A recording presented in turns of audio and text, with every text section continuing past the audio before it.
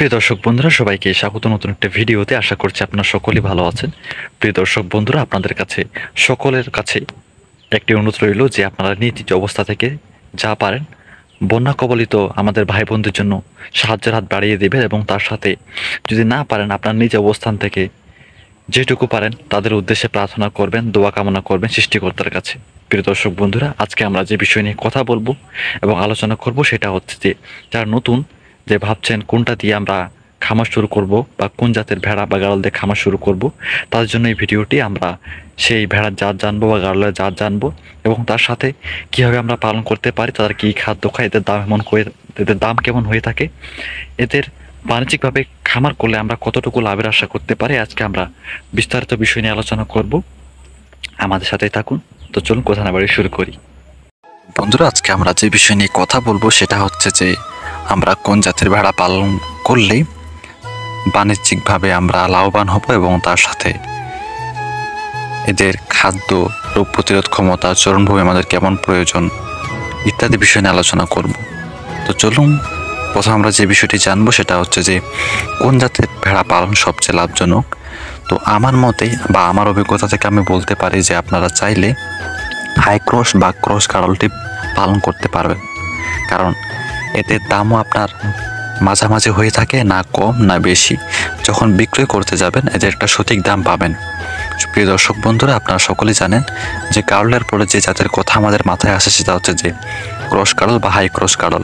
এই গাড়লগুলো দেখবেন যে শরীর আপনার গাড়লের মতোই বড়, তাছাড়া লেজ এদের হাঁটুর নিচ পর্যন্ত থাকে, একদম মাটি ছুঁচুই না, কারণ মাটি ছুঁচুই হলে তো সেটা অরিজিনাল গাড়ল হয়ে যাচ্ছে। হাঁটু থেকে একটু নিচে, এবং কানও এদের বড় বড় হয়ে থাকে। সেদেরকে দেখলে আপনারা চিনতে পারবেন। সো এদের দাম মোটামুটি ভালোই পাওয়া যায়। আপনার একটা হাই ক্রস গাড়লের বা প্রেগনেন্ট গাড়লের দাম আপনার 15 থেকে 20,000 পর্যন্ত যাইতে পারে। আর এরা যখন বাচ্চা দেয় এদের বাচ্চাগুলো খুব সুন্দর এবং মোটাসোটা হয়। আর আপনি যদি একটি সুন্দর একটা পাঠা পালন করতে পারেন তাহলে দেখবেন যে তার 2-3 বছর পর বা এরকম যাওয়ার পর দেখবেন যে তার দাম অটোমেটিকলি 20 থেকে 30, 40, 50,000 পর্যন্ত যাইতে পারে। সো এদের দামটা অনেক ভালো পাওয়া যায়। আর যারা ভাবছেন যে কোনটা দিয়ে খামার শুরু করবেন, তো আমি সাজেস্ট করব যে আপনার কাছে যদি ওই পরিমাণ অর্থ থাকে যে আপনি এটা করতে পারবেন, তাহলে আপনি ক্রস বা হাই ক্রস গাড়ল দিয়ে খামারটা শুরু করতে পারবেন। এটা আমি মনে করব আপনার জন্য বেস্ট হবে। আর এরা খাদ্য হিসেবে অন্যান্য ভেড়াগুলোর মতোই দানাদার খাদ্য খায়, ঘাস খায়, চাষ করা ঘাস খায়। সো এরা সব ধরনের লতা পাতা খাবার ইত্যাদি খেয়ে থাকে। তো এটা নিয়ে কোনো চিন্তার কারণ নেই। সো আর একটু দানাদার খাবার পরিমিত অনুসারে দিবেন, কারণ বেশি দিলে সমস্যা হবে। যেটুকু প্রয়োজন, যেটুকু দেওয়া লাগবে সেইটুকুই দিবেন। অতিরিক্ত দিয়ে ওজন বৃদ্ধি করার জন্য ভেড়া ক্ষতি করবেন না, এতে আপনার খামারের লস হবে। আর অবশ্যই আপনাকে খামার করার আগে যে বিষয়গুলো মাথায় রাখতে হবে, ভেড়াদের রোগ প্রতিরোধ ক্ষমতা সম্পর্কে জানতে লাগবে, এবং তাদের কী কী চিকিৎসার প্রয়োজন সেই বিষয়গুলো আপনাকে জানতে লাগবে, এবং তাদের রাখার জন্য একটা সুনির্দিষ্ট ঘর বা টিন শেডের ব্যবস্থা করতে লাগবে, যেখানে তারা সুন্দর মতো থাকতে পারবে। আর অবশ্যই এটা মাথায় রাখবেন যে আপনি তাদেরকে বা ভেড়াগুলোকে, গাড়লগুলোকে মাটি থেকে কয়েক ফুট উপর রাখবেন, কারণ মাটি থেকে মিশে মিশে তাদের নানা রকম সংক্রামক রোগ হতে পারে। যদি উপরে রাখেন তাহলে তারা যে মলমূত্র ত্যাগ করে সেটা থেকে অনেকটা উপরে থাকবে, তারা সেটাতে লেপ্টে যাবে না, অর্থাৎ মিশে যাবে না, এতে করে দুর্গন্ধ সৃষ্টি বেশি হবে। তো চেষ্টা করবেন সব সময় এই চিন্তাটা মাথায় রাখার জন্য যে মাটি থেকে কয়েক ফুট উপরে, এবং সব সময় আপনার খামারটি পরিষ্কার পরিচ্ছন্ন রাখবেন। আর আমরা যে বিষয় নিয়ে সবসময় কথা বলি সেটা হচ্ছে চরণভূমি। আপনার এলাকায় যদি নির্দিষ্ট চরণভূমি থাকে তাহলে তো আপনাকে অনেকাংশে আপনার খরচ কমে আসতেছে। আপনাদের এদেরকে সকালে দানাদার খাবার না দিলেও চলবে।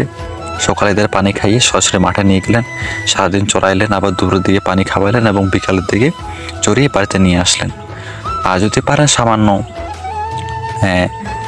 খামারে ঢোকানোর আগে একটু দানাদার খাবার দিতে পারেন, তাহলে আপনার চরণভূমি থাকলে আপনার অনেকাংশে খরচটা কমে যাচ্ছে। আর যেসব এলাকায় ভেড়ার চাহিদা রয়েছে তারা এগুলা পালন করতে পারেন। আর যেখানে আপনার এলাকায় ভেড়ার চাহিদা নেই সেখানে আপনি ভেড়া বাদ দিয়ে অন্য কিছু ট্রাই করতে পারেন, যেন আপনাকে একটা বিষয় নিয়ে সবসময় পড়ে থাকতে না লাগে যে আমি এটাই করব। যখন চাহিদা আসবে তখন আপনি করতে পারেন, কোনো ব্যাপার না। যেখানে আপনি চাহিদা নেই সেখানে আপনি টাকা খরচ করে করলেন, দেখা যাবে যে আপনি লস খাচ্ছেন বা ঠিক মতো বিক্রি করতে পারতেছেন না, তাহলে তো আপনার পুরাই লস। চেষ্টা করবেন যেখানে চাহিদা রয়েছে সেই স্থানগুলো চিহ্নিত করে তাদের সাথে কন্ট্যাক্ট করে ব্যবসাটা শুরু করার। আর এদের দাম তো অবশ্যই আমি বললাম, এদের দাম বাড়ছে এরকম হয়ে থাকে, তাহলে আপনারা হিসাব করেন যে একটা যদি আমরা ভালো মতো পাঠা কিনতে চাই আপনাকে হাতে কম থেকে 15 থেকে 20,000 বা 30,000 টাকা রাখতে লাগবে। এবং তার সাথে যদি প্রেগনেন্ট ভেড়া কিনতে চাই ক্রস বা হাই ক্রস, তাহলে আপনার 15 থেকে 20,000 টাকা এরকম লাগবে। তো হিসাব করলে আপনারা বুঝতে পারবেন যে কোয়ালিটি নেবেন, সেই অনুযায়ী এদের দামটা ক্যালকুলেটর করতে পারেন। আর এটুকুই আজকে ভিডিওতে, দেখা হচ্ছে নতুন ভিডিওতে নতুন বিষয় নিয়ে। আর সকলের কাছে অনুরোধ রইল যে বন্যা কবলিত মানুষদের বা ভাই বোনদের মা বাবার জন্য প্রার্থনা করবেন। ধন্যবাদ। প্রিয় দর্শক বন্ধুরা, আমাদের ছোট্ট ভিডিও যদি আপনার ভালো লেগে থাকে আমাদের ছোট্ট চ্যানেলটিকে সাবস্ক্রাইব করে পাশে থাকবেন এবং পাশে থাকা বেল আইকনটি ক্লিক করে রাখবেন, যাতে করে আমরা আপলোড দেওয়া ভিডিও সর্বপ্রথমে আপনার কাছে গিয়ে পৌঁছে আপনি দেখতে পারেন। আর সকলের জন্য দোয়া প্রার্থনা করবেন বন্যা কবলিত মানুষদের জন্য। দেখা হচ্ছে নতুন ভিডিওতে নতুন বিষয় নিয়ে। ভালো থাকবেন, ধন্যবাদ।